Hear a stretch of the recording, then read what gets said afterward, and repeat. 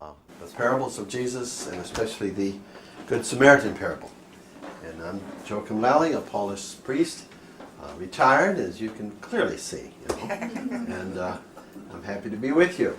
And to all of our viewers who are watching on live streaming, all you millions out there, all right?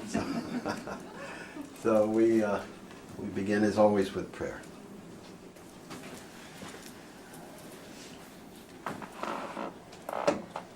Strong and gentle God, you have called us by name to be people of compassion, to be people who do not judge. You've given us parables to teach what you really want us to know about yourself. We pray that we will be open and hungry for every word that leads to life. Help my words not get in the way of your truth. And I pray this in the name and in the power of Jesus, your Son and our brother, forever and ever. Amen. Amen.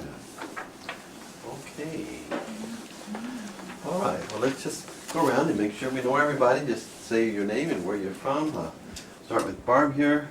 Hi, I'm Barb Gorman. I'm from St. Dominicsburg. All right. Ruth Mary Miller, St. Mary's in Spring Lake. Pat Burke from St. Andrews. All right. Larry Gerbens, Center for Reformed Church in Calvin College. Good to have you with us, Larry. Good to see you again. See you again. Yes, right. Karen Patton, St. Thomas the Apostle Parish. All right, Karen. Bob Gear, St. Thomas. Ann Gear, St. Thomas. All right. Jeff Newman, St. Alphonsus. All right. Ray Ferris, I go to church here from time to time. Okay. Okay. Laura Blanchard, St. Mary's. Bob Blanchard, St. Mary's. Gary Clark, St. Andrews. Sue Ann Clark, Cathedral St. All right. Good. Wonderful to have you. And I see Kirk is just signing in. So we start here with, let's see. I like this one better, I think. Okay. All right.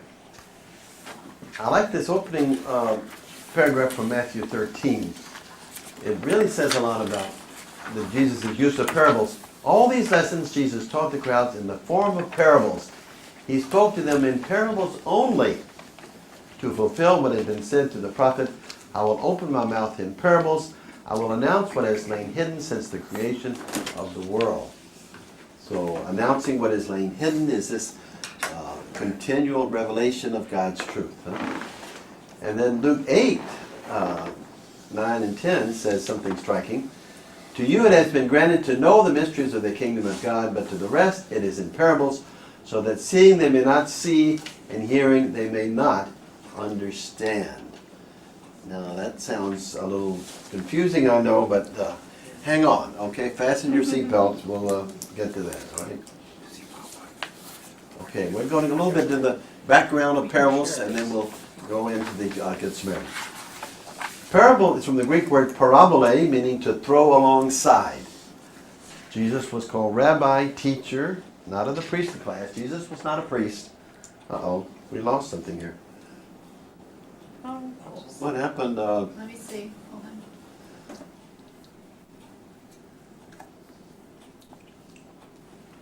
The Vatican just cut it off. I'm afraid I'll get into heresy here, I guess. I think the projector went off. It will go back on in a minute.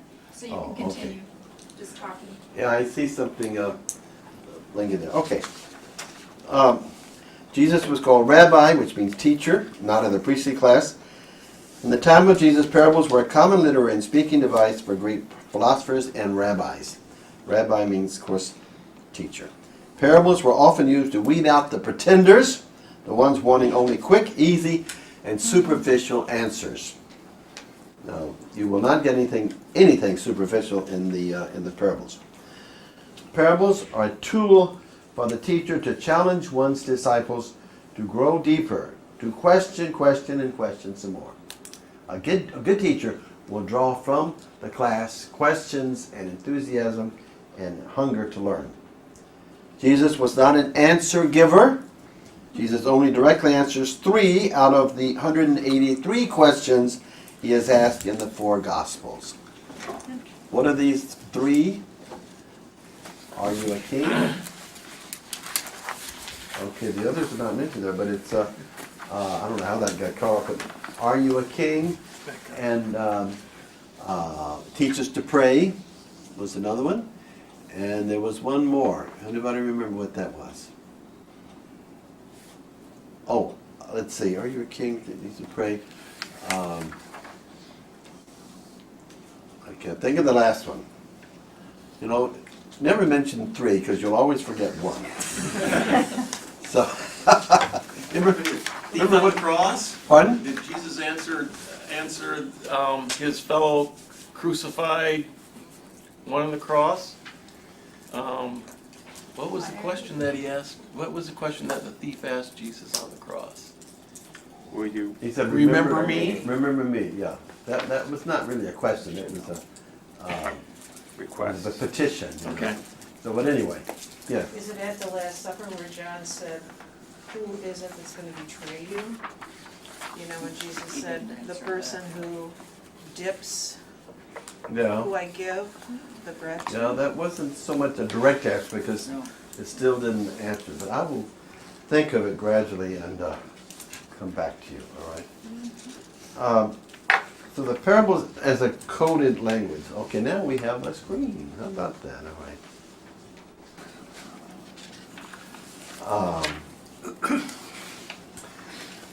Let's see. It's really, it's in bold. It It's been highlighted. says it's highlighted in black. It's a coded language. Why is it coded? To make its point, a necessary safeguard against those in power who will not brook critical opposition. Right after the parable of the tenants, Mark 12, we read, they, the Pharisees, wanted to arrest him at this, yet they had reason to fear the crowd. They knew well enough that he meant the parable for them. Finally, they left him and went off. See, Jesus would tell parables because they were out to get him. He knew that. And so he would speak in this coded language, and by the time they would figure out what he was really saying, was off in the sunset. He was out of Dodge, you know. And they were saying, who was that masked man, you know? But it was a way of protecting Jesus himself so that he could continue the mission until he decided when it was time to stop. The parable of the tenants is told after he threw the money changed from the temple, Mark 12, which indicates that Jesus wants to force the whole sacrificial system of the temple. He is not cleansing. Let's see, I don't know, we're not getting over. Is this the best we can? This is not clear here.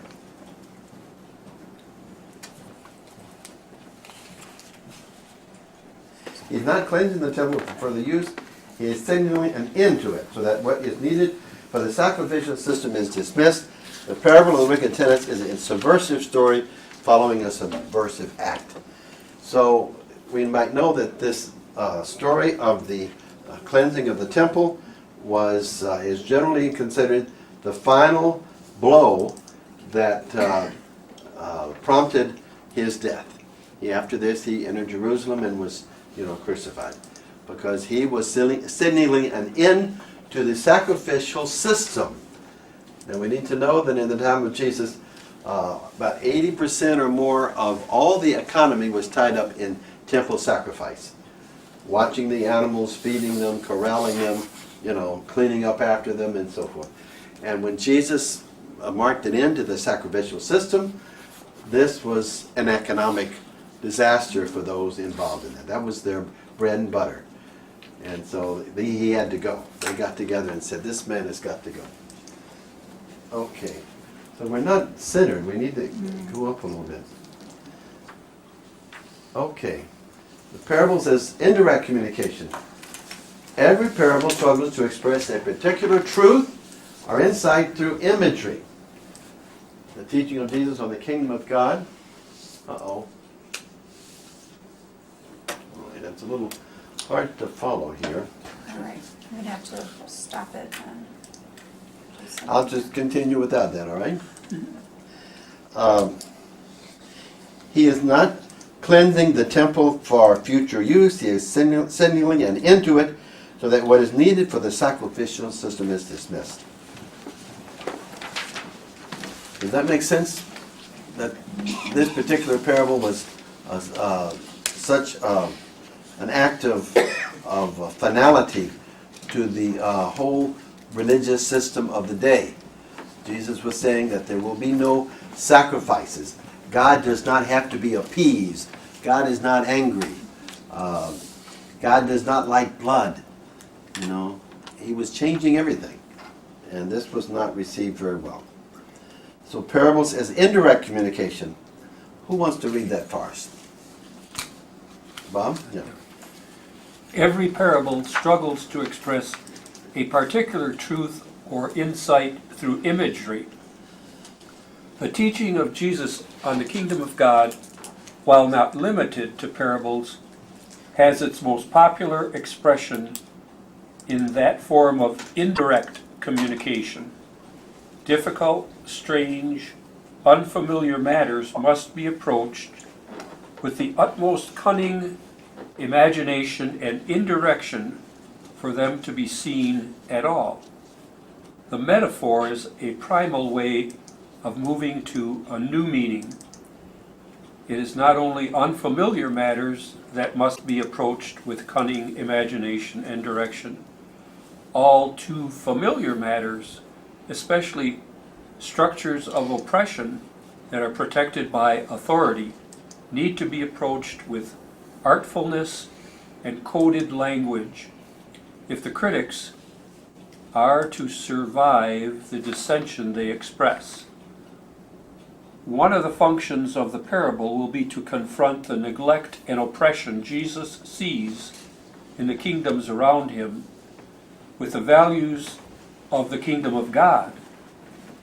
Jesus came to comfort the afflicted, and at the same time to afflict the comfortable. Okay, thank you, Irene. Good. Okay, now what, I'm going to be asking in different times, what leaps off the page at you? What strikes you? What reaches home for you? Just take a look at it, because there's some things in there that are very important to grasp.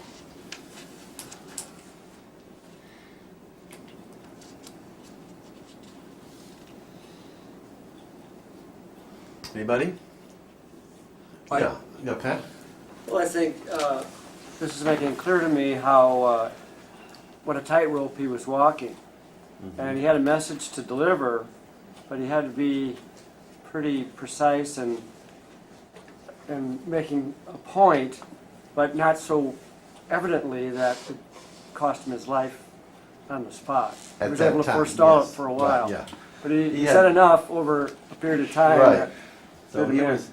he was very shrewd and very intelligent, besides being very giving and forgiving.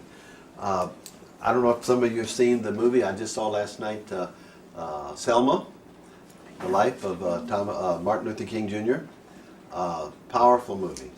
And it just expresses Martin Luther King as someone who had great courage, but also great leadership. At one point, he was leading a huge march over the bridge at Selma, and he knelt down in the middle of the bridge and prayed, and then he got up and turned around and went the other way. And some people were very upset. They wanted a confrontation and everything, and he thought that this was not the time for it, that he would do that another time. So this is the same thing with Jesus. Jesus knew when to, have the final confrontation. And I think that particularly that was the final incident. The straw that broke the camel's back was the parable of the casting out the money changers from the temple. That was what they could not accept. Anybody else? Yeah, Kirk. Was the opposition to Jesus by the authorities primarily financial, or was that only one factor in a number of problems they had Oh, it with was him? just one factor, but it was an important factor. Theologically, Jesus was, saying things that, they could not accept. There was no place in the Jewish tradition for this kind of concept of non-sacrificial relationship with God. And he was speaking about the sending of the Spirit and the Spirit living within you, and kind of the democracy of the Spirit that would take place at Pentecost. And theirs was a very hierarchical system. And so Jesus was upsetting the apple cart, okay? And he paid the price. Okay, the language of the parable, all right? There we go, look at that. Okay. Kelly's got it. Okay. The parables of Jesus emerge from an oral culture and use pictorial speech. This way of speaking helps the hearer to see, to imagine, and to feel. The oral tradition uses vivid language to speak concretely to its hearers. It aims for immediate engagement rather than leisurely philosophical reflection. Immediate engagement. They are not followed by lengthy commentary any more than poets attach commentaries to their poems, as the meaning of the poem is in the poem, so the meaning of the parable is in the parable. The language of the parable is primarily aimed at orthopraxy rather than orthodoxy. What's the difference in those two? Practicing what you hear, what he's teaching. Orthopraxis, yes, is the practice. Practice, yes. Orthodoxy is the belief, huh? The belief. Ortho is correct, and praxis is practice, and doxology, doxa in Greek, is teaching. Okay, so right teaching, orthodoxy. Okay.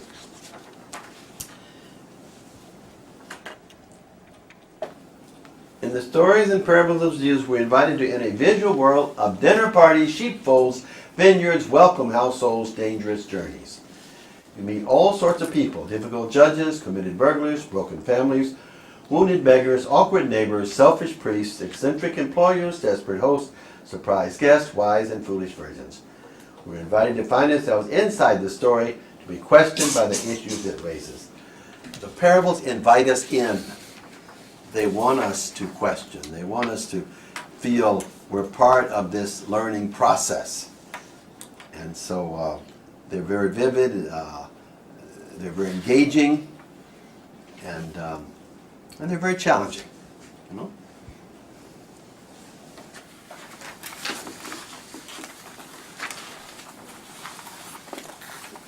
Okay. Who wants to read this? Come on. Let's go. Okay, Pat. A successful parable is an event in two ways. One, it creates a new possibility in that situation. Two, it compels the hearer to decide in one way or the other. If the parables work, they leave us wondering not just about the dynamics of an interesting story, but about deeply personal and social questions we face every day. They call us to think again about how we see and how we behave, to think again about attitudes and behaviors in our community or society that we accept lazily or uncritically. In the parables, Jesus speaks out of a theology of ordinariness. Religion is not primarily about special cultic activities or secret wisdom. It is about loving the God who created us and loving the neighbor we find ourselves beside. Okay, that loving the neighbor, of course, we're going to put more emphasis on in March when Dr. Larry Gerben's back in the back here, and I will be presenting the parable of the prodigal son. Okay, that's going to be March 3rd. Okay, and it's another parable that invites us into the whole struggle that is very real. And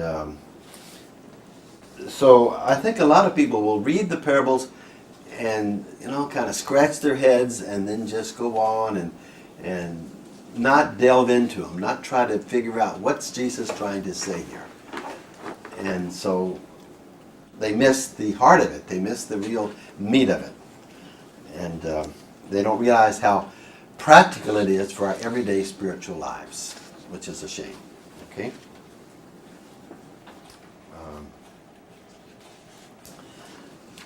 Let's see. Okay. Liturgy can be left to one side when more important business like forgiving our brother or sister is waiting as the real religious agenda.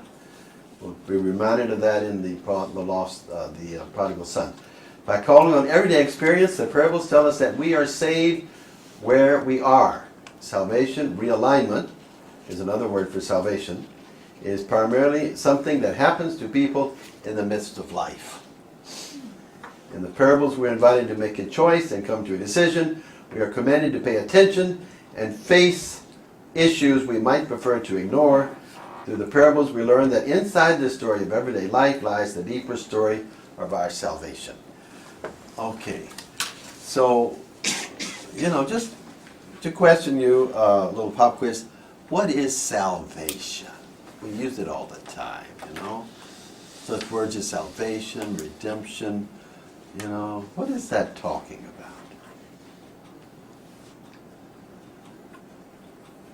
People ask you, are you saved, right? You like that question? Yes or no, are you saved? It's almost like, have you stopped beating your wife, yes or no? It's not a yes or no answer, It's more involved in that. We don't need these little snidbits of questions that are kind of glib. We need to go deeper, Go deeper. So, what do you think we're being saved from if we talk about salvation? We're being saved from ourselves, our worst selves. Good. As I've learned in these sessions, everybody is saved. Right. It's only if we want to accept it or not. We still have free will. Yeah, right, yeah. Uh-huh. So being saved from ourselves, our false selves, as Thomas Merton would put it, okay? That part of you that wants to be independent and separate and self-sufficient and sing with Frank Sinatra, I did it my way. That's the false self, the disconnected self. And we need to be saved from that. How? By interconnectedness with God, with Jesus, with the Spirit. Like Rohr says, God does not call us to be right or correct. God calls us to be connected. All right? Big difference. Being right is very tied up with the ego and can really get us into hot water. Okay, any reflections on this that comes to your mind? Any questions? What leaps out of the page for you? Father, when you say God calls us to be connected and not right, you're saying we don't need to be right theologically or about this or that fact. It's more about relationship. Well, it's about emphasis. Okay, if our main emphasis is to be right all the time and orthodox and so forth, that's not the point that Jesus came to give. Jesus sums up, I think the mission of Jesus is summed up in John 17 when he says, Jesus' prayer that all may be one, as you, Father, me, and I, and you, that the world may believe that you sent me. It's all about unity and mysticism, and not about morality. We have made religion into a morality play, where you jump through the hoops and you obey all the rules and so forth, and you get up to heaven and you say, okay, where's my reserved seat? Here's my resume. Jesus came to show that it's all about being one. Julian of Norwich's famous phrase about oneing. This is our call, to be one, united. And we can be orthodox all we want and be very separate and very isolated and very proud. So that's not to say that doctrine is wrong or teaching. No, it's just not the main emphasis of Jesus' teaching. Yes? When you say Jesus calls us all to be connected. Would a valid synonym for connected be Jesus calls us all to love? I mean, because love is about connectedness as opposed to Exactly. disconnectedness. So. Yeah, that's another way to put it. There's just, all language is a metaphor. We're all searching for different metaphors to express the reality that's within us and around us and in God. And that's the parables and all the scriptures are metaphors that we're trying to penetrate through to grasp the deeper meaning. And so it can never be glossed over and read quickly and memorized and so forth. It calls for an in-depth journey. Okay? To oneness. That all may be one.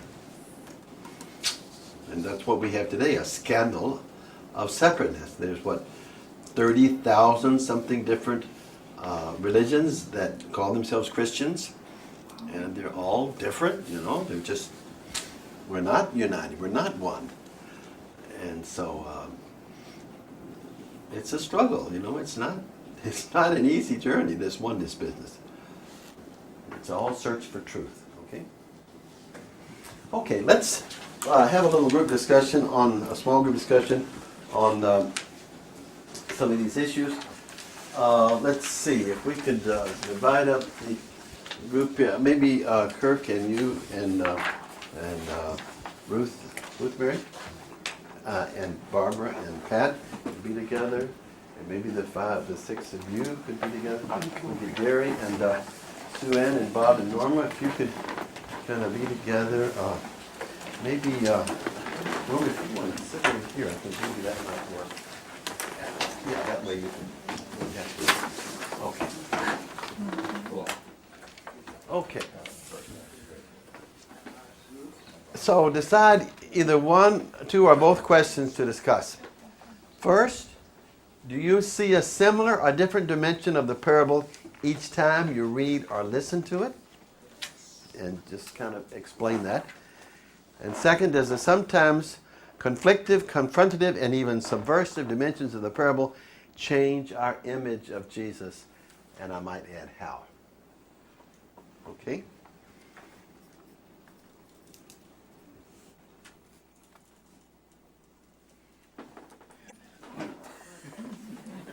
Go.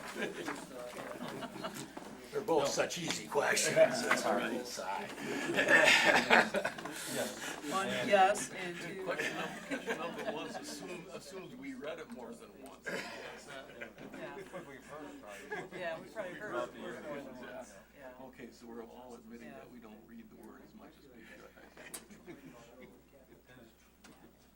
I think for me, I'll usually, you always hear like the same thing, but then depending on what's going on in my life, I usually get something different. Because I was thinking, yes, from kindergarten. That's a parable or even a text that's not a parable. Yeah, maybe you're led by the Spirit, as you say, in different circumstances of your life, and the message and things like that, to get something different out of it. Always think of, okay, this talks to me this because I'm at this place in my life and at this place with my relationship with Christ. And as you walk through and you get stronger, you just Respect about it, I think, from way back, I think it's changed. I'm thinking of the prodigal son, and I have to admit, when I was hearing about that in my youth, I was thinking myself as a child, and as I parented, and went.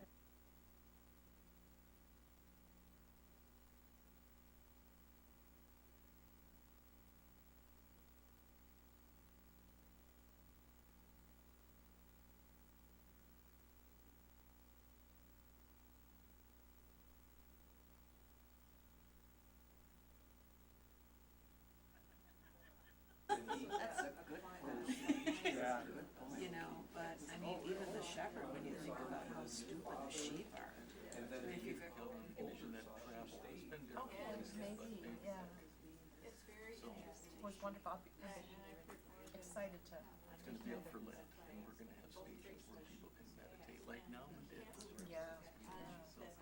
So, you know, I spend time with that parable, and that parable is complex enough to get something different out of it. You know, you ask your question, are you the younger son? Are you the older son? What aspects of the father reside in you? Well, I think that's another thing about the parables too, is at different times we can see ourselves as different individuals in the parable.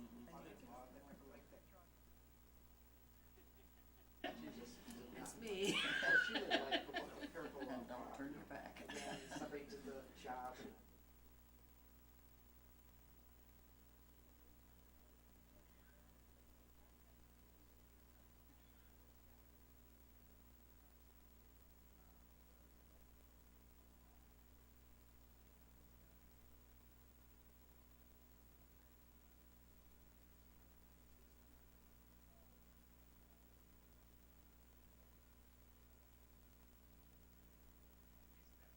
Good, whereas somebody that you might not expect it, you know, is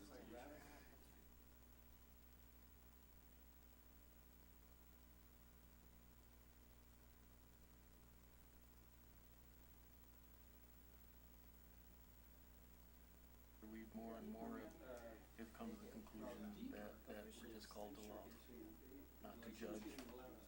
God's the ultimate judge. Makes life simple. Well, that's why I thought that was such a good observation about the being connecting, you know, and that's how what we're called to do, and I think that, you know, it's a little tricky when you think in terms of, well, you know, how could I possibly connect with somebody, you know, that's really bad, you know, like it's like a Hitler or somebody, you know. But I guess you just kind of avoid them and connect with the, you know, the people that you perceive as It is. When I think for most of those circumstances are rare, we have more of a problem connecting with the people that are close to us that bother us on a daily basis. Yeah, you know, that's really where our struggles are. True. They tell us 3 different sermons. You know, but yeah, you know, because the less followers they have, but even the Sadducees and the Pharisees were thinking, wait a second, you know, but if they go back in Isaiah to the Old Testament, they can see where all the prophecies were fulfilled. Because the system was corrupt, And and he wasn't going to participate. I think there was going to come and raise a rebellion among the Jewish nation back up. Yeah, kick out the Romans, and he said, no, I'm gonna kick out the Literally Romans. talent, not defining Yeah, they were talent. looking for an Yeah, earthly king, But- a heavenly king. Larger problems are coming Yeah. down, Yeah, Yeah. and but some things are more with important. you, I thought, you know, and I guess maybe that would be a parable of Christian. Because I never really, I guess I know. Because of, I always thought of Jesus, you know, what, it depends on your walk. Try to really, not so much hide his message, but to protect himself from the authorities. So, I mean, you knew they were in conflict, but I never really thought about it as being a tool, you know. Just a way of explaining Yeah, something to somebody. yeah. And even going back to the page with all of our big back blob and But you have your, you know, yeah. you have your substitute. And Father Al asked, on the second one, he asked a question, what jumps out at you? And I didn't say it, but what jumps out at me is the last sentence there. Jesus came to comfort the afflicted, at the same time to afflict the comfortable. But then I say, who am I? I'm pretty dang comfortable.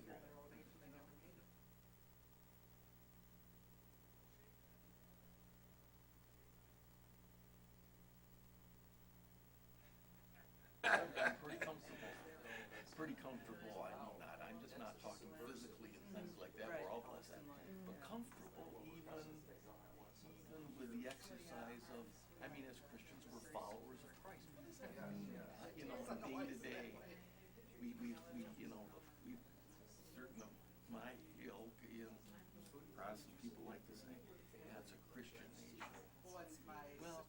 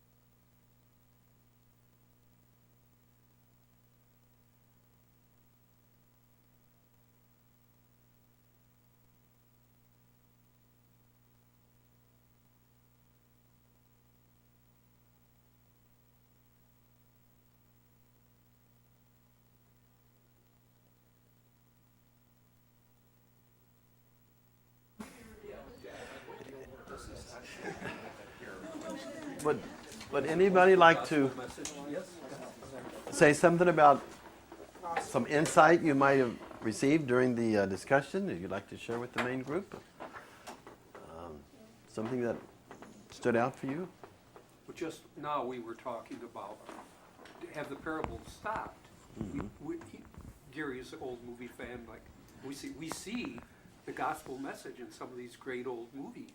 Oh, okay. Like, it's a wonderful life. We see they still come out. Okay. You know, the teachings of All Christ. right. All right. Very good. Anybody else? I guess in the second question, I kind of went back to the last sentence on the page where there's a big black blob here.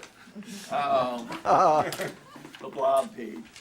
And it says, Jesus came to comfort the afflicted and at the same time to afflict the comfortable.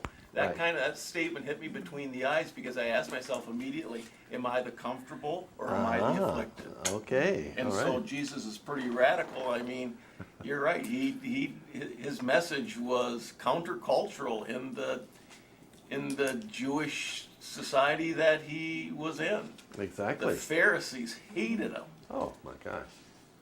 And so often people can equate being a good Christian with being nice. Okay. Richard Rohr says the word nice is not found in the scriptures at all. And at times Jesus was not considered a nice person. The nice people don't overthrow money tables and all that, and so I think we need to rethink what Jesus came to teach us and how, and rethink the parables in line of the whole teaching of Jesus and how it all fits together, because I think the parables are one of the best kept secrets of the scriptures, because they're so esoteric. They're just, wow, what does this mean? This seems far out, and so we just gloss over it and we go to something more practical or more understandable. But the invitation is to struggle with it, to stay with it. As Rohr says, hold the tension until it reaches us, We're not so much called to understand it as to stand under it, to let it teach us, to not try to figure it out, but let it speak to us in the whole tension of it. And that's not the easy, quick answers, But that's a good point. Anybody else? Okay, we move on here. Now, the Good Samaritan is one of 32 parables found in the Gospel of Luke. Luke was prolific with parables. My gosh, look at them. More than anyone else. So the Good Samaritan there, you see that number 8. And see, what other? Prodigal Son is number 23. I'm going to be going into the parable of the feast, the banquet. Let's see, where is that one? 19. Number 19, yeah. Well, that's taken, no, that's not the same. Here's feast 20. The marriage feast, yeah, Luke 14. That's a problematic one, let me tell you. A lot of people have problems with that one, and of course the laborers, some paid for working an hour, and other, these are not easy teachings, and a lot of people just say, hey, this doesn't compute. Forget that. We're not going to go into that. That's not good justice there. So anyway, it just shows you how Luke really loves to use the parables. Okay, now we go into the 11 parables not found in the other 3 evangelists, but they're found in Luke. The 11 parables are just 1/3 of all the parables of Luke. So we have in the book of Luke, there are 11 parables that are not found in the other Gospels. The 2 debtors, the Good Samaritan, importunate friend, rich fool, barren fig tree, lost piece of silver, lost son, unrighteous manager, rich man and Lazarus, unjust judge, Pharisee and the tax collector. It's interesting that this particular version has, instead of prodigal son, it says the lost son, because you have the three parables of mercy, the lost coin, the lost sheep, and then the lost son. Or they sometimes call it the prodigal son.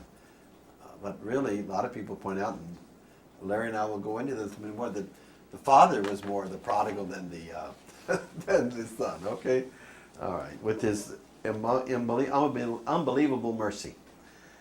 Okay. Characteristics of Luke and parables. Their atmosphere and tone differ from those of Mark and Matthew. While taking over Mark's nature parables, Luke centers the drama less in the mystery of nature than in the mystery of human interaction. By the frequent use of soliloquy, Luke invites us to be participants in the parables. Luke eschews allegory. Its stories are realistic. Luke's parables very often serve as shocking examples of the behavior that is to characterize the followers of Jesus. Most of Luke's parables and a preponderance of those unique to this gospel occur in the journey section, where Jesus, on his way to Jerusalem, teaches the way of Christian discipleship to his community. Okay, that's from the New Jerome Biblical Commentary. So, dimensions of Luke and parables: compassion, dangers of wealth, the defenseless are vindicated, the complacent are challenged. That last one is like the came to comfort the afflicted and inflict the comfortable. That challenge dimension.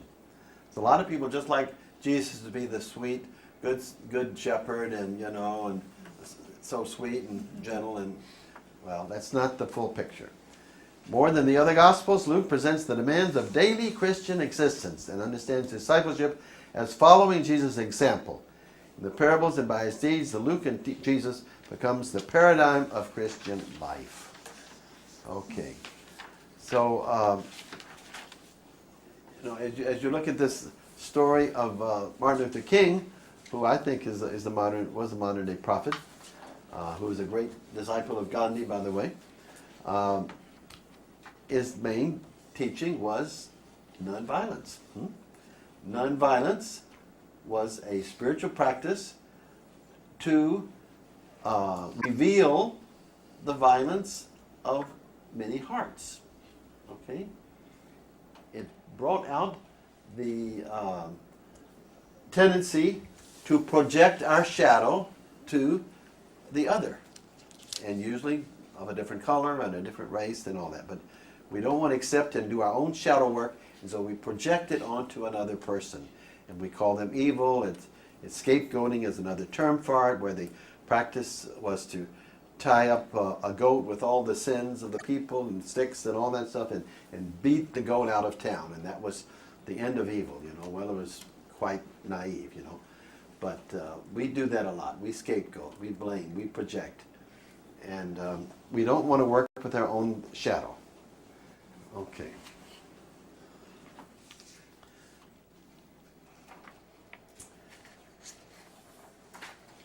Context of Luke 10, the Good Samaritan. All right. Preceded by 4 significant events in Luke. 1, the great teaching of Jesus on judgment, Luke 6. Judge not, and you shall not be judged, right? 3 other parables: 2 debtors, parable of the sower, and parable of the lamp. All right. What these 3 parables have in common is waking up and what? And seeing. That is such an important concept in the scriptures. Seeing. Rohr says, how you see one thing is how you see everything. It's all about how you see. Not so much what you see, but how you see. And that ties in with the old judgment, okay? Waking up and seeing, awareness and seeing. C, confrontation with Samaritans who would not welcome the disciples of Jesus, who were preparing for Jesus to pass through a Samaritan town on his way to Jerusalem. See, Luke always has Jesus on the way to Jerusalem. On this journey, going to Jerusalem. That's constantly. because why all the prophets, real prophets, were killed in Jerusalem. And that was a very important part of Jesus' journey. So, it was a confrontation. They would not accept the disciples of Jesus. There was this enmity between the Samaritans and the Jews, going back into history. At the time of Solomon's death, there was a division between Judah and Israel. Judah became the southern part of Israel, and part of that was Bethlehem and so forth. And Jesus was considered, from Judah. And the northern part was Israel, the king of Israel. And that was the 10 tribes, And they turned to idolatry in order to distinguish themselves from the kingdom of Judah. And then eventually, of course, the kingdom of Judah went into idolatry and of course, they were exiled into Babylon. But one story says that one reason the Jews did not care for the Samaritans was that the Samaritans were not exiled, and so therefore they did not go through the purification process of the exile, and therefore they were not true followers of the Jewish law. So that's, there are various interpretations. But another thing is the Samaritans did not worship in the temple of Jerusalem. They had their own temple, and so the Jews looked down at them for that. And some of the Jews were marrying the Samaritans, and that made them unclean because they were no longer pure, following the total Jewish law, the Torah. And so they had a lot of reasons for hating each other. And they have a number of times when Jesus passes through Samaria, and almost always there's a conflict. Of course, we have the famous story of Jesus meeting the Samaritan woman at the well. How can you, as a Jew, talk to me, a Samaritan? This kind of thing. We don't talk to one another, Okay, so it's confrontation. That's one of the main things with Samaritans. They were the enemy. Jesus sending out the 72 disciples for mission. His statement was, take nothing for the journey, proclaim the reign of God, and heal the sick. Responsibility to respond on the part of the disciples. Blessings for evangelizers. Privilege, I tell you, many prophets and kings wish to see what you see, but did not see it, to hear what you hear, but did not hear it. Luke 10. The sending out of the 72 disciples for mission. I don't know if you've ever heard the explanation of Richard Rohr on this, and he's saying that what this sending out with the mandate not to take another tunic and nothing for the journey and so on was not to be taken literally, because this was an initiation rite. This was not to be a way of life forever. This was an initiation rite, and it was to help them to discern their total dependence on God. That makes sense because that the mandate of Jesus not to take anything. My gosh, how many of us would go on a journey with nothing, or carry on? It's like, then it's not very practical. So it was not meant to be a way of life, but an initiation rite. I like that interpretation. I don't know if you like it or not, but yeah. Bob. Didn't St. Francis do that, though, when he left his old way of life? He went with nothing. Yeah, he was the radical one, right? Mm-hmm. He wasn't even dead yet when they changed all that. The Franciscans, they quickly got out of that. They started buying buildings. He didn't want the Franciscans to buy any buildings. He didn't want them to own anything at all. And right now the Franciscans own almost all the religious property in the Holy Land. They've almost got a monopoly there. So Francis is rolling over in his grave. Francis's teachings were the most radical since Jesus. And, it's just not easy to follow, We're human, and it just, that's the way it is. All right, what comes after this parable is the story of Martha and Mary listening to God's word. We're not getting the full picture here, I mean, I don't know why. Even women, it says. What's that? I'll help you, it says, even women. That's what's missing there. Is that what's missing? Yeah. Let's see. What comes after this parable? Story of Martha Oh and yeah, Mary. what comes after the God's story? word. Listen to Even God's word. women. Even women. Right. A follow-up to the non-exclusionary dimension of the Good Samaritan parable. Well, that was the whole idea of the story of Martha and Mary, that women were not allowed to sit around with men and discuss the scriptures. They were to prepare the meals and wash the dishes and so forth and so on. And Jesus allowing Mary to stay there with the men was, you know, another example of Jesus being a bit radical, you know. And of course Martha's upset because she wants Mary's help in the kitchen. No. Anyway. And he reprimands her. That's right, he certainly does, yeah. Okay, good for Jesus. All right.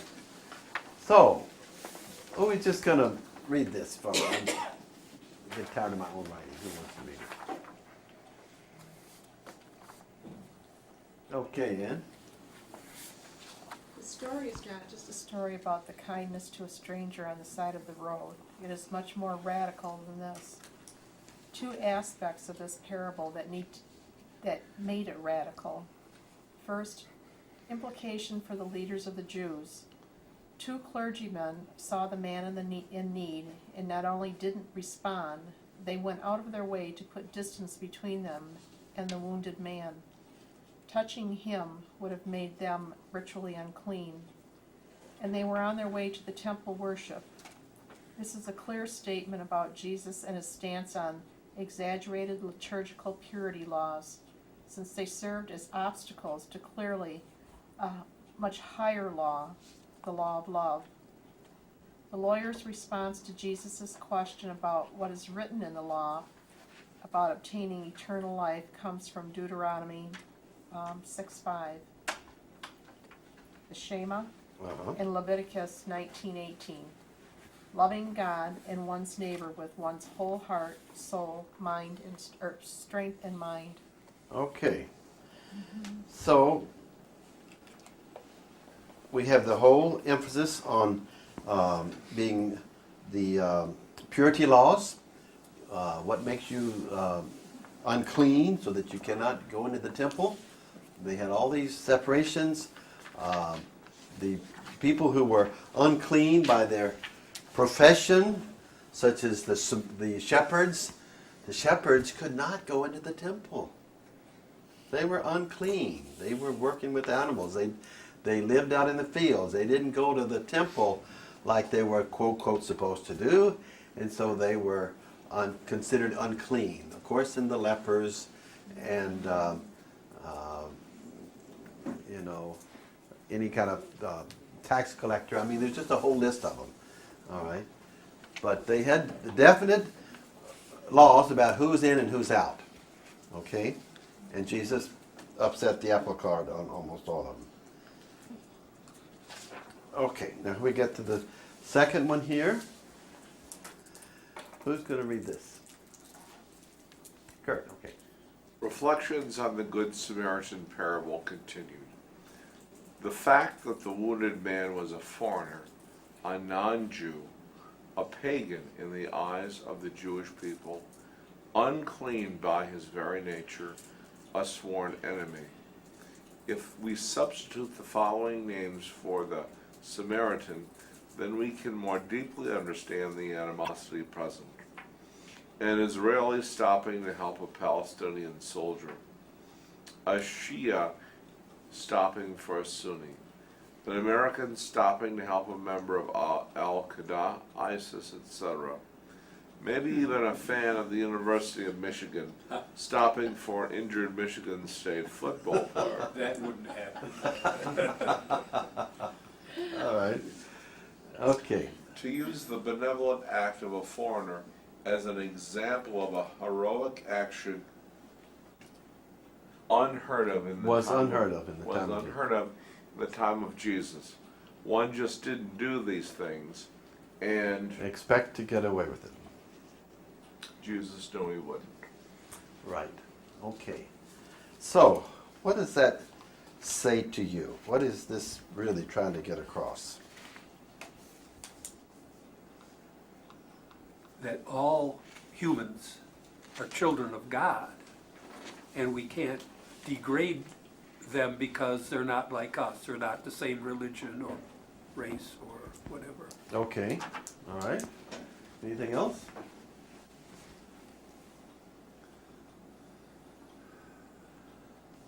Yeah. I think sometimes what happens is that, you know, there's people in our life that we have conflict with, and we don't like them or whatever, because of race, religion, or whatever, and we have to say, by the grace of God go I could be that person. I could be the Samaritan that's on the road, you know, and nobody wants to help me. Okay. Good. Very good. Yeah. Right. It looks to me like you've got these backwards here. Okay. You know, to me, the example, to make this analogous, you'd have, for example, a member of Al-Qaeda stopping to help an American would be the shock value for somebody in this culture, rather than Right. the clergyman passing by and the Al-Qaeda member stopping to Right. help the. That's a good point. It all depends your reference point, you know. Yeah. If you're here or you're there, it makes a difference, right? But it's all about this separating who's in, who's out, who's good, who's bad, who's got the white hat, who's got the black hat, you know. And it's all about judgment. My favorite theme. You know that Matthew 6, I think it is. Judge not, and you will not be judged. This is the root. This is the root of so much violence. You know, you see it in that movie last night of the troopers with their billy clubs just beating these defenseless African Americans, just beating them, just violently, and they had to have in their minds a judgmental thought like, these people are not really human. You know, they are worthless. They're not good as we are. It's this because judgment means separation. That's what it means. And separation is the definition or a synonym for sin. If Jesus said that all may be one, the opposite of that is separation, and that's another word for sin. The word sin itself doesn't do a thing for me in terms of putting it into the context of everyday life, but I know what it means to be separated and isolated, to be rejected, to be not included. I know how that feels. So if we could make our religious language such that the ordinary person on the street that doesn't go to any church could relate to it, we would think in terms of, okay, you want to know what sin is? It's what about when you're not invited to the prom? You know, when you're not accepted into the country club, when you're not the right color, you know? Then you get the feeling there of being separated and judged. And what we do is we judge people into violence because we want to be the good guys. We want to be the ones in, and we want to determine who's not allowed in, who's not included, who's on the outside. Because we want to be on top. We want to be number one. And this is a hubris that our country indulges in consistently. We're number one. We're the good guys, and we determine what's right and wrong, and so forth. And look at the trouble this has gotten us into, and the countless wars, and it's just unbelievable. So I think if I just taught two things in my life, one would be silent prayer, contemplative prayer, centering prayer, and the other would be the evils of judgment. I think I could sum up almost everything in those two areas. Okay? And they're two very much connected. All right, I could go into that, but it would take all night. Okay, go ahead. Patrick. Well, Rohr especially, and Merton, we talk about the human mind, it's completely dualistic. It operates on a kind of a Exactly. binary system. That's right. Good, bad, us, That's them, right, yeah. white, black. And that, you alluded to earlier, when you think you know the right way, then everybody else has to be wrong, and That's right, yeah. you can treat them like heck because they're not enlightened like you are. That's right. Yeah, right, yeah. And So so it begets a lot of problems. Oh, it does. And it's called, another word for non-judgment would be non-dual consciousness, huh?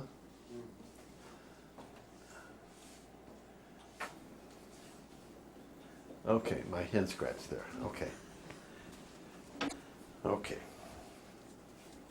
And the very fact that Jesus was holding up an enemy, someone who was considered unclean and no good and so forth, pagan, and making them a hero. I mean, this was like, you just don't do that in lives, And that's what happened. All right. Okay. Bye-bye. Okay. Okay. A reader.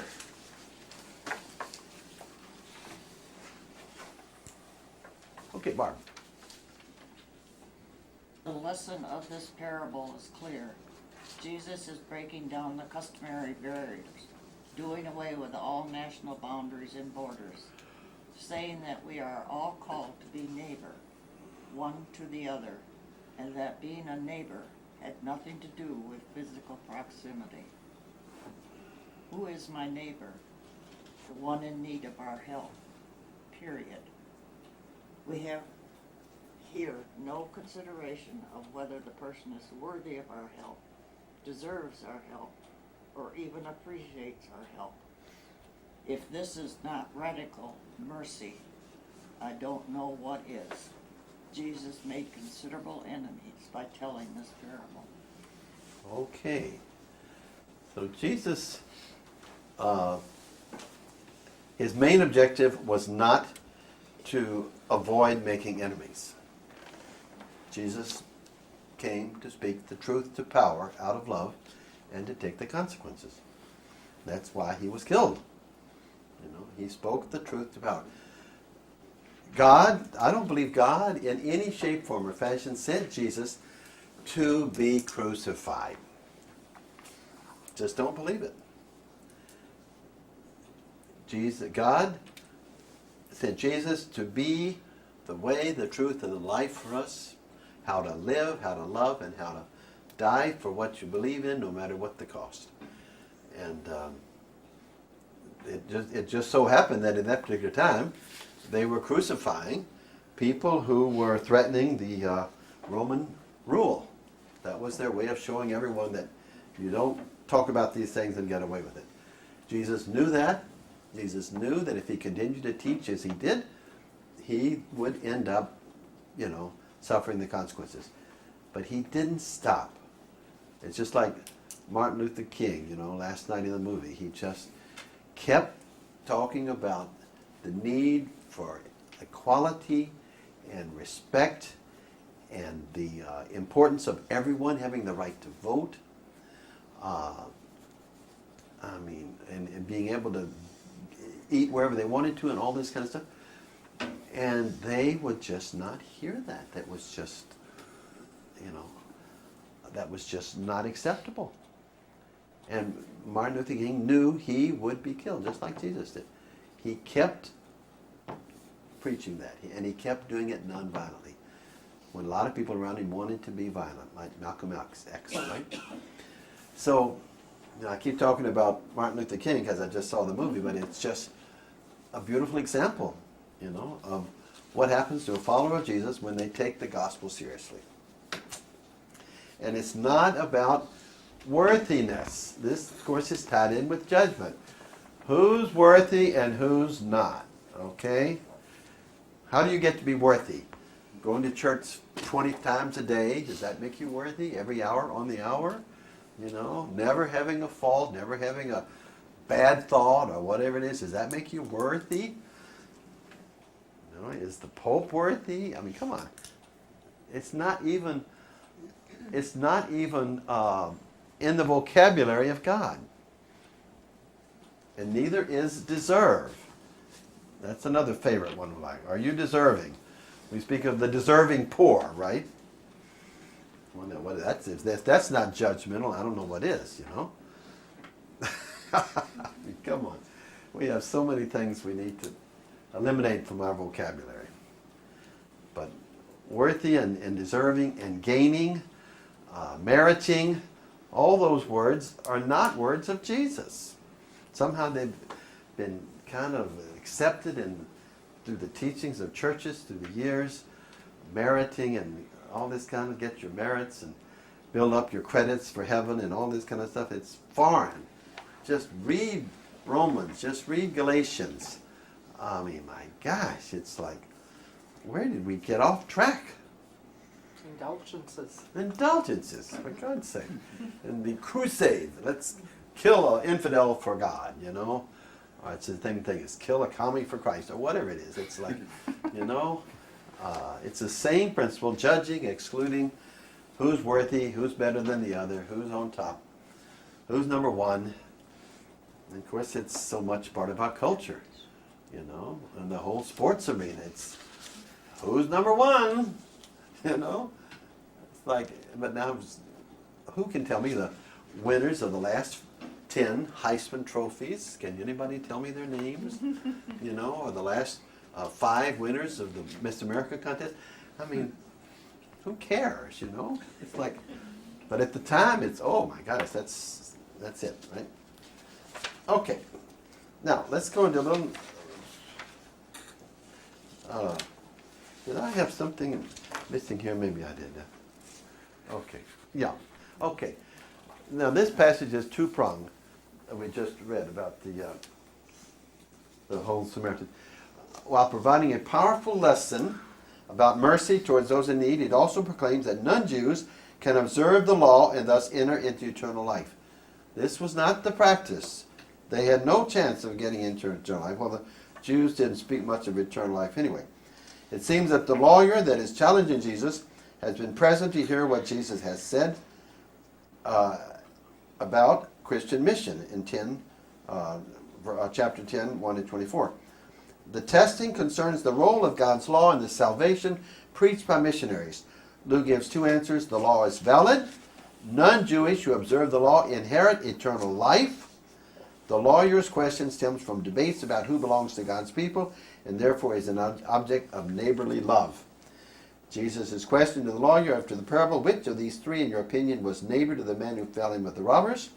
In a sense, is saying, don't ask about who belongs to God's people, and thus is the object of my neighborly attention, but rather about the conduct incumbent upon a member of God's chosen people, the one who did mercy. We had this great conference here, Who is My Neighbor? Anybody see that? And John August Swanson here with his wonderful serigraphs and paintings and everything. It was just out of this world. And Larry here is going to bring some of his paintings and so forth of the prodigal son, right? Including John Swanson. Do you? Yep. You have that one? Yep. How many paintings will you bring? Well, Mary and I gave the collection to Calvin College Okay. on the condition that it traveled.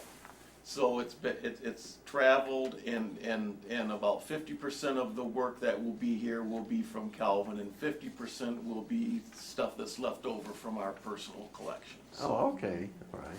so hope you all come, and I look forward to presenting with Yeah. Father L. And Yeah. and you'll be sitting next to some Protestant folk. I hope that's okay. Oh my gosh. Hell will freeze over, you know. So that is marriage. Our family, Mary and I, are blessed. Our oldest son-in-law is from Grenada. Dr. Ned, founder of Grand Rapids Afro-American Health Institute, raised Seventh-day Adventist. Okay. Our second son-in-law is Chris Bailey, a graduate of Catholic Central. Oh my God, okay. Our wonderful daughter-in-law in Ann Arbor is Serbian Orthodox. And I think we have been blessed, very different traditions. We all worship the same Lord and Savior, Jesus Christ. And we're all equally loved. Good for you, good for you. I tell you, it's all about unity, isn't it? Well, this is going to be great. Seeing some great art of the prodigal son. Too bad we won't be able to see Rembrandt's great painting that's in the Hermitage, right? It is, but we've got some we've got some beautiful copies, and it's during Lent, so I think we'll put in some other representations. We will have a Rembrandt etching here. Oh, okay. His etching of the prodigal son. But it's Lent, so Yeah. we hope to have a chair in front so people can sit, something that we don't do like Henry Nouwen did, sat in front That's of right. Rembrandt's painting for 3 days in the Hermitage and just contemplated it. I know it. And then wrote the beautiful book. That is a powerful book he wrote. If you haven't read it, Henry Nouwen's book on the prodigal son. It's all about the painting of Rembrandt, and just really goes in every detail of it. You know, his interpretation of it and everything. It's a powerful book. I loved it. Yeah. I have some friends going to the Hermitage in the spring, and I would love to fit in their suitcase. You know, it'd be great. Okay. So let's just get back into our small groups for a few minutes here, and just think about, can you think of any examples today that would involve the same principle outlined in the parable of the Good Samaritan as to who is in and who is out? Okay?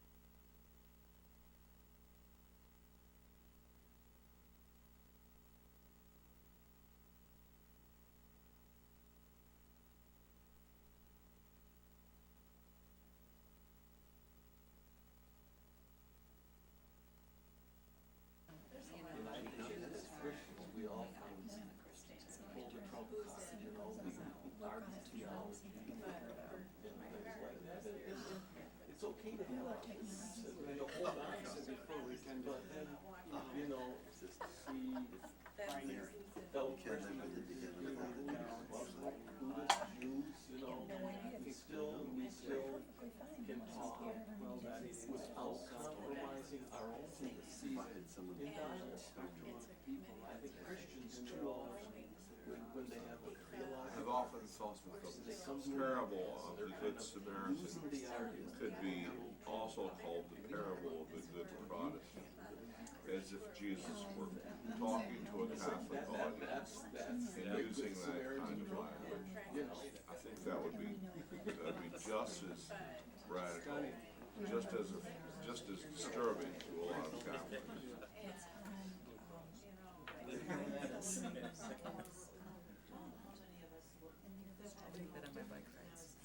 think I carry 3 pieces on my bike ride. Cards, Visa cards, my medical insurance card, right on my bike. I figure that'll cover any situation. That way they know who I am, they know I'm covered by insurance, and they can pay for it. so. The Samaritan. So the Samaritan's going through your stuff. Yeah, that's okay. I'm sure they do. Much or more than a lot of Catholics. I guess we really sometimes don't like to see people that we don't especially like. When I felt called to become Catholic, lot to be unlearned on either side. Because in our youth, we had these strong convictions about what it meant to be a Catholic, what it meant to be a Christian Reform, or a Reformed, or a Presbyterian, or a Baptist, or all of that. And it all distracted from we're all one. My favorite song, and I was thinking tonight as I was looking down at that parable, we have a lot of songs that we sing regularly in the Catholic Church that are parables. Belief systems, as you were talking about earlier, you know, as we do, that's really part of the group. STEM's gonna go into high school. Sing this. Oh, yeah. Well, college with sororities. Uh-huh. Share one seat. And we don't. Give an example of Selma too, you know, This is the, a little judging in action here. we don't judge in your classes. So this is All good. Yeah, we're not gonna fill it out because we're not gonna judge. Speak for yourself. evaluation of material. Materials. Oh, okay.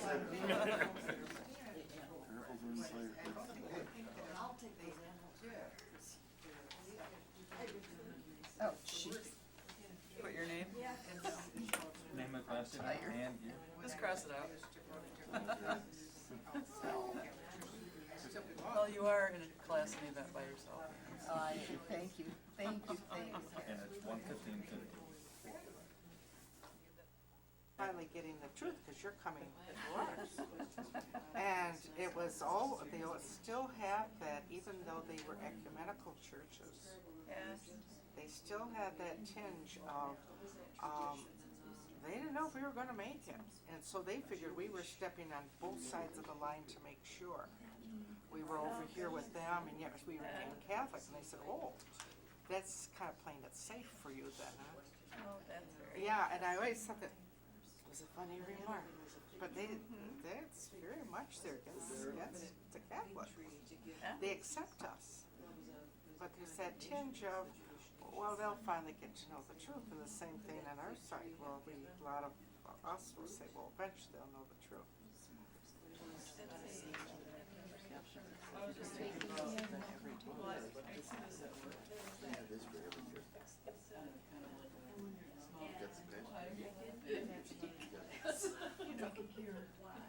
You were always, not always, our personal relationship going back Oh. and forth about. Yes. I missed Go it, ahead. that's okay. You what? I missed what you were trying to say. I know, that's all right. It was worth missing. Okay. Well, because we have, I've worked at Amway and we have a large research and development division. And within that, you've got smaller groups. And so our group is quality assurance. They've oftentimes view ourselves as not part of the in-group. So whenever, a lot of times when they talk about R&D, the things that they do function as so much different than our experience. So we actually feel ourselves on the outside, even though maybe people within that other group of R&D don't think that they're actually treating us that way. So it's always this kind of struggle and battle to not think in those terms, because it's some kind of a self-fulfilling type thing. If you think that's what you're doing, then you act that way, so you're not really trying to partake in those activities. So The question is, would you stop for one of them bloody on the side of the road and help them out? sure, if they're well, I mean, I've worked with a lot of them because I've worked there a long time, so I know a lot more than I think than other people. But you know, so like in this last year, I myself have purposely, when they have made an effort to include our group, I will then participate in those activities, because to me, they are trying to include us. So they're making the effort. So why not then partake of that? You know, the point, you know, because it's just as bad to say, oh, well, you're not including us, but then when they do, to not do it because you say you're not including us. So, you know, that is a whole different thing, so. There's a lot of priests that can go to that for retreats. I mean, it's contemplated there. And that's Is that the only. the Hermitage? No. Yes. Yeah, it's on Isn't it a Three beautiful Rivers. place? Oh, It's an abbey there. Anybody oh, can wait a go. minute, that's the Abbey down around the corner, I'll bet. It's in Three Rivers. Is that St. Gregory's or Yes. something like that? St. Gregory's. I've been to the Hermitage around the corner. Oh, yes, That's there's a- one over there. That's a very, That whole but area is that- holy. You just feel isn't that. it interesting? Yes, And I've wanted They to have go to them all that over, Abbey. all within that. little Yes. area. Yeah, I know it. Yeah, You feel like holy ground. yeah, yeah. But they tell you that there's a mass every morning. And they expect you to be, you don't have to go to any of the other things. Bellamy and Just come to the mass. And there again, they believe that that's the body of God. It's the whole thing. The mass is almost identical. Yes. But yeah, I've gone there probably 3 times. Yeah, beautiful. Oh, that So sounds you went to the other one. I went to the Hermitage, yeah. Because some of those people was at a mass, and then some of those people that particular Sunday came over there. Well, and at the Hermitage, they will tell us that that is available at St. Gregory's. Yes, that- because it's not available there. That is truly a Take another contemplative. 1 minute to wrap it up. It's a silent. Yeah. Is St. Gregory's the So silent pretty much, retreat so as they, well? they have, Yeah, it's a special somebody ministry. during lunchtime first gives, couple of years reads going into from a the book gym. or whatever. They have, I just got to. the Grand Silence, which is from, I think, 6:30 or 7 o'clock at night till 7 o'clock the next day. That's the Grand Silence. They don't give talks, but they have a coffee, you can talk to the monks, they have great discussions. Oh, no, you They, want that. they have that, and it's a very short time. Their grounds are very beautiful, you can walk around, but there's no sermon, there's no nothing like that, and the breakfast is all silent. When we ate, it was always silent. So you see the same. But they, they read from this book, and then there was that one part, was if you wanted coffee and cookies or something, that's, we could have these discussions, which were really kind of nice. I would like that. That was real nice, and then they ring the bell every hour, and the monks would come in and chant the psalms in a very low tone, and because we did that almost every hour, it was like, after the weekend it was up, oh my word, you felt you left the service, so I could feel like you left in another dimension, because of that, and it was very soft, and they would have, their guns, they would line up, but that softness of the sound, every hour, stop. Yeah, it was very, very powerful. I remember that. The first time I went, I was the only woman that was allowed, that was the first year they allowed that, otherwise it was just for men. And it was really funny, I got over there, I was working and I kind of heard about it a little bit, and all of a sudden Father Joachim came through the line for lunch, and he was talking to somebody about it, and then a couple days later, there was two guys that came in, and the girl that was there, she's old dad, is a minister for some place. She says, I'll watch the cats and you talk to him. It was just so bizarre. And so I did, and he said, oh, you should go. And he said, they're just allowing women. I was the only woman. Initially. I went all by myself. Oh, my goodness. But I just felt so proud to it. I can't even explain. It was just like God was taking my hand and say, we're going for a run. That's how it felt. Yes. Oh, And it was, and that's how I got around. But like you said, there it's very acceptable, but yeah, you go to some, it isn't. My father fixed organs in Protestant churches. Because he was the only one in Western Michigan at the time that knew how to fix electronic organs. Catholics didn't have electronic organs. So every summer we would have a dip, go down the keys or whatever. So this was the time that you weren't allowed to go in Protestant churches. I was going to every one of them. And we were meeting the ministers and everything there. So I didn't, well, I didn't have to. Because of the work my father was in. And then when we had time to go down, where the kids would have their little Sunday schools, we'd look around, we'd look at the book. This looked like fun. But there was never that prejudice, because I thought, well, this doesn't make any sense. When they were saying remember that you were not allowed, I'm going, all summer I've been going to all the Protestant Yeah, maybe not to this extent, but still, I was meeting the ministers and seeing what they did, and I was looking at their books and thought, oh, how much different than this. But there were some of their those. services, and some of them look very much like our services. I just went in this weekend, and it's very much like, well, it's an ecumenical version of Yeah, I haven't called, but I know what CL is.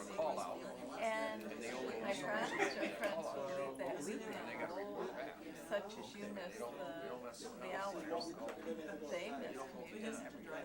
Okay. Because in their churches now, they've got where they have it once a month. Okay. And they've expressed that longing for communion every day. Yeah. And it's available every day if I make my way. And like you said, you know, like with Bob, you know, going to jail. You know, and he does explain that, and if they're going to come up, I think they want something. They want Jesus in their lives. Father Dick Holmes, you're at St. Mary's? Yeah. So were you there when he was at St. Mary's? Oh, yeah, we were having masses at my house for our Father Dick and she was up. Okay, well, I know Father Dick. he was one of my most, is he still? Okay, can we get back together, please? He doesn't have a fair show, but he was over at Anthony, sometimes he'll do mass over there. We'll talk about that. We'll let Father Joe come wrap up, and then we'll chat. Okay, okay. Can't hold him, you know. All right, I guess if I had to sum up my gut feeling about the Good Samaritan, it would be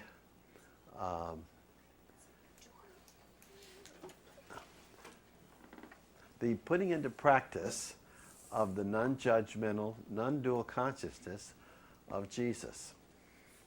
And using the parable as a story that engages the listeners so that they can experience some feelings. They've all been at times, you know, you've had a flat tire, you've been in need, you've been somewhere where you maybe didn't have a room, your flight was canceled, whatever it was, you know, the importance of someone being hospitable, right?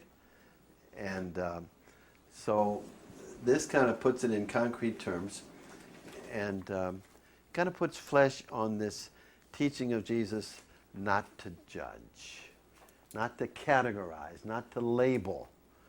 Because as I've often done before, whenever you label someone anything, you know, even like you're a good person or you're a jerk or you're a, you know, whatever, thoughtless or rude or selfish, whenever you do that, you give yourself a gold ticket to get angry. Because you're saying, oh, you're just a jerk. Well, in your mind, you're saying, you have no right to be a jerk, and therefore I'm mad at you. You know, doesn't make sense, but that's the way we operate. You know, and so I'm going to be giving a retreat in March to the Pax Christi Manhattan, New York group in Long Island, and it's all about silent prayer and nonviolence. And I am just convinced that the root of violence is in judgments and classifications and labeling and exclusion and you know, fear. I mean, it's fear of the unknown. It's you know, it's pride of wanting to be on top. It's all illusion.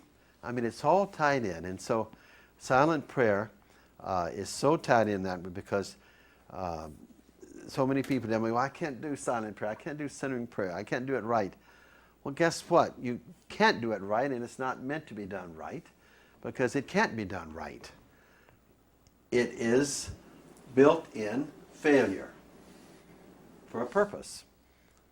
It is to bring you to the deep realization that you cannot gain heaven on your own. You cannot gain contemplation. It's all gift. And so you're consistently going into finding yourself distracted and thinking about this, that, and the other constantly is a constant humiliation and a constant invitation to return back to your dependence and surrender on God. And I think that is the essence of it. And I think the people that, and a lot of priests that say, oh, I can't do stirring prayer. You know, I say, you don't understand. You've missed the point. It's like a parable, you know. It's not something to be understood. It's not something to be put on your notch as something you achieved. It is a built-in practice of going into your nothingness, your weakness, so that God can transform you. Okay, so that's sort of the essence of what I'm going to be talking about in the retreat. But the Good Samaritan is that in everyday life. You know, looking at people with non-judgmental eyes. We know when we're being judged. We know when someone's looking at us and judging us, like you don't belong here. Who do you think you are? You're not a member of this club. You know, who told you you could come in here? Whatever it is. We know it. We feel it. And so we know what the Good Samaritan story is about, right? So those are just my kind of concluding remarks. I would love to hear from you what you might want to take home in your doggy bag. You know, what couldn't you get enough of, and so you got a doggy bag to take home. What stood out for you as saying, hey, I want to munch on this. I want to reflect on it. That's all a teacher can do, is get you to be excited about the learning process. So let me hear it. Yes, sir. I'm struck by the implication that no one is evil. Everyone is valued and loved by God. It's universal. Exactly. Good. That's a very important point. I'm glad you grasped that, Kurt. Good for you. All right. Anyone else? Yes.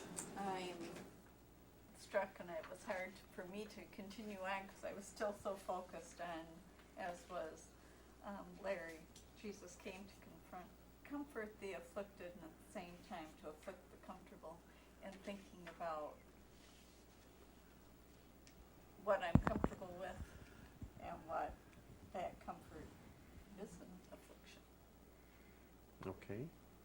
Okay. Excellent. Excellent. Wow. Good stuff. Jeff, what are you going to take home with you? No. Nothing? Anything? Doesn't like leftovers. You don't like leftovers? Nothing stood out for you? All right. Anybody else? Barb. I would just say the last that you talked about, the silent prayer.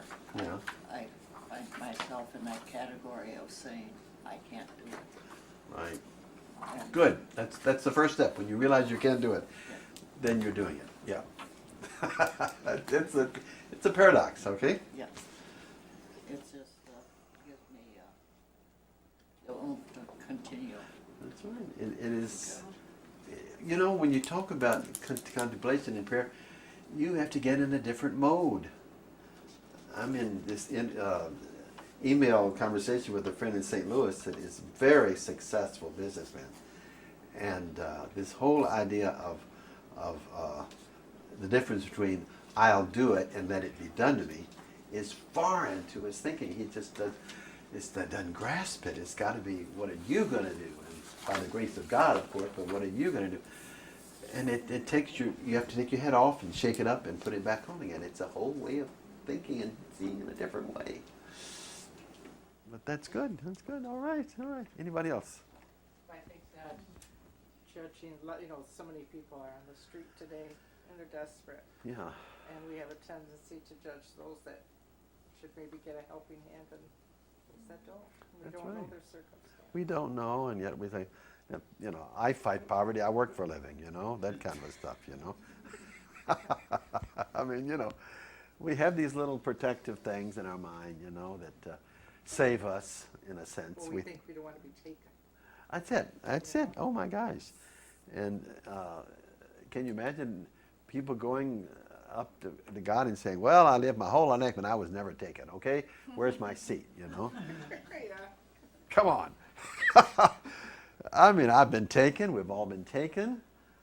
But can you imagine yourself living so tightly that you would never, ever be taken, in a sense? And Jesus would respond, but I was taken. That's right. I was taken royally. Look at me, you know.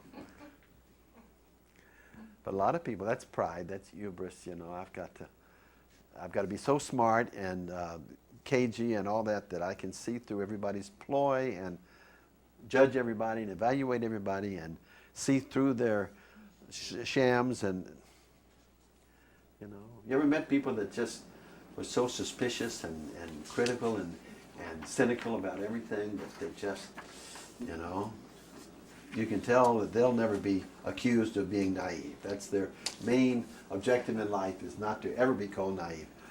Well, that's not going to be what people say about me, all right? So And where's their joy? I know, where's their joy? Yeah. It's a good point. Yeah, right. Anyone else? Yes, Ed. You know, as I'm listening to what's being said, it's, for me, what I found interesting in this session today is it's easier to project these thoughts on other people and how we perceive other people to be. But I think when we look at the parable, it's calling me to look at who I am in the parable and how these circumstances, how I'm projecting on others. That's right. That's a very And that's popular method of the Jesuits. They always want you to put yourself in each person of a parable or each particular gospel story. You be this person, then you be the other person, you be the innkeeper, you be the shepherd, whatever. You know, it's that identification thing, you know. There's a book by James Martin, Jesus, a Pilgrimage.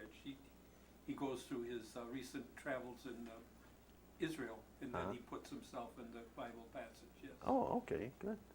Yeah, he's a good writer. I haven't read much of him, but I would like to, you know. I've got a list of books to read. I'm sure you do too, you know. Yeah. This is just kind of a curiosity question. I also really like this comfort. Jesus came to comfort the afflicted and at the same time to afflict the comfortable. Where did that come from? Did you write that, or is that? I stole it somewhere. Well, you got good taste in what you steal. You're right. You would ask that question. You're right. Yeah. That's Ray. You know. That's right. You're right. No, I'm shameless when it comes to. Plagiarism. Yeah, plagiarism. But that's a label. See, I don't accept that label. All right? I may copy what other people write, but I'm not a plagiarist. All right. Yes. I just had one statement that you made. You know, you were talking about the shepherds and how the shepherds were low life and they were accepted into the temple. It just made me think, who was the first ones that came to see Christ? Yes. The angels announced to the shepherds, That's right. the low life. That's right. The low life, Yes. people who were accepted in the temple. Mm-hmm. You know, and it was like, yeah, he first came to the low life, to the people. Exactly. And you ask most people on the street the story of Christmas and the manger and all that, and the shepherds, and you know, they're so wonderful. Yeah. And if you said, oh, they're great people, but they weren't accepted in the temple, you know. Dirty and- What? Yeah. It doesn't compute. The angels appeared to them, you know, and they went to see Jesus. I get here, but this is not, you know, it's like all these contradictions that we need to work through, you know, and these assumptions that we have about religion.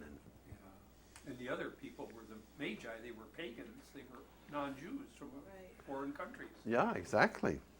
And they were not kings. There's no indication in the Bible they were kings. They were not three of them. There's no indication that there were three. Their only indication there were three gifts: gold, frankincense, and myrrh. So people said, "Oh, there's three kings." Well, where does that come from? You know, artistic license. Yeah, liberty, right, yeah. So did we ever figure out what, the gold, frankincense, and myrrh, what happened to them? I'm thinking, did Joseph use these as, Regifted them. well, no. No, maybe that was what the money that they used so they could go to Egypt. I never have thought of that, My 50 years of priesthood, I've never been asked that question, I really think deep. Yeah, right. Yeah, that's interesting.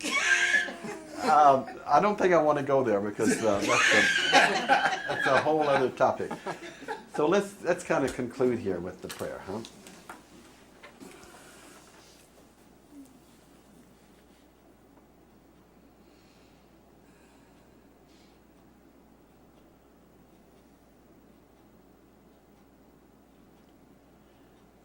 Loving God, thank you for inviting us into your family forever, without qualification. Thank you for loving us unconditionally and loving us for no reason and for no criteria whatsoever. We pray that we may every day fall more